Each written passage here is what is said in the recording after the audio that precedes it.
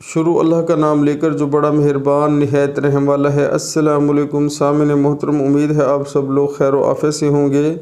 ناشکری نعمت کے زوال کا سبب بن جاتی ہے۔ سبحان اللہ۔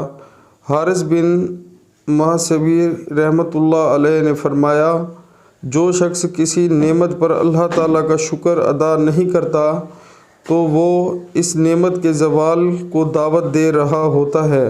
سبحان اللہ، سبحان اللہ۔ پیارے مسلمانوں، ہمیں چاہیے کہ ہم جتنی بھی اللہ تعالیٰ نے ہمیں نعمتیں عطا فرمائی ہیں، اس میں یعنی کہ صحت ہے، زندگی ہے، کاروبار ہے، اور بھی جتنی نعمتیں ہیں، مال و دولت ہے، اولاد ہے، سب نعمتیں جو اللہ تعالیٰ نے ہمیں عطا فرمائی ہوئی ہوتی ہیں، تو ہمیں ناشکری نہیں کرنی چاہیے۔ ہر حال میں اللہ کا شکر ادا کرنا چاہیے، اور دل میں یہ خیال کرنا چاہیے کہ تمام چیزیں جو کہ حقیقت ہے اللہ کے حکم سے ہوتی ہیں۔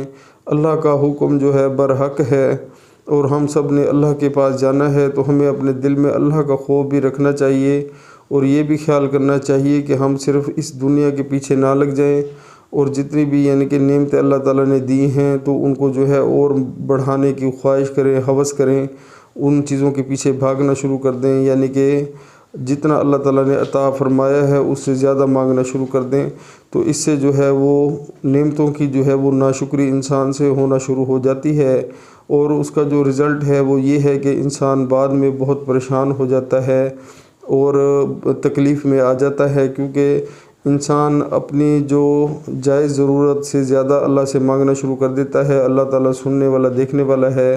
اللہ تعالیٰ تو دوستو عطا فرما دے گا، لیکن وہ ہو سکتا ہے ہمارے حق میں بہتر نہ ہو، تو خدا را ایسی دعائیں اور ایسی خواہشات نہ مانگیں اللہ تعالیٰ سے جن کا ہمیں بعد میں خمیازہ بھگتنا پڑے۔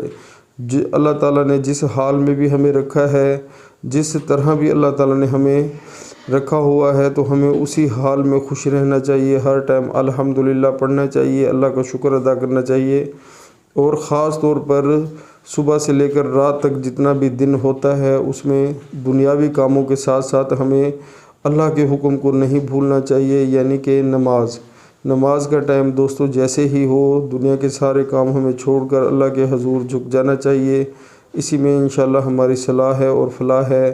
دوستو دنیا فانی ہے اور ہماری زندگی بھی فانی ہے، ہر چیز ختم ہو جانی ہے، صرف ہمارے اعمال ہمارے ساتھ جائیں گے۔ جب ہم روز قیامت والے دن قبر سے اٹھیں گے تو اللہ تعالیٰ کو کیا جواب دیں گے کہ ہم نماز کیوں نہیں پڑھتے تھے؟ تو اللہ تعالیٰ نے آج موقع دیا ہے۔ اللہ تعالیٰ کو جوانی کی عبادت بہت زیادہ پسند ہے۔ بڑھاپے میں تو ہر بندہ وہ سجدہ کرنے کی کوشش کرتا ہے، لیکن وہ سجدہ نہیں کر سکتا۔ تو دوستو خدا را جو اللہ تعالیٰ نے ہمیں صحت تندرستی عطا فرمائی ہے، اس کا ہمیں فائدہ اٹھانا چاہیے، اپنے پاک پروردگار کو خوش کرنا چاہیے، اور جتنی بھی اللہ تعالیٰ نے ہمیں نعمتیں عطا فرمائی ہیں ان سب کا شکر ادا کرنا چاہیے۔ عمل کریں، انشاءاللہ بہت فائدہ ہوگا۔ السلام علیکم۔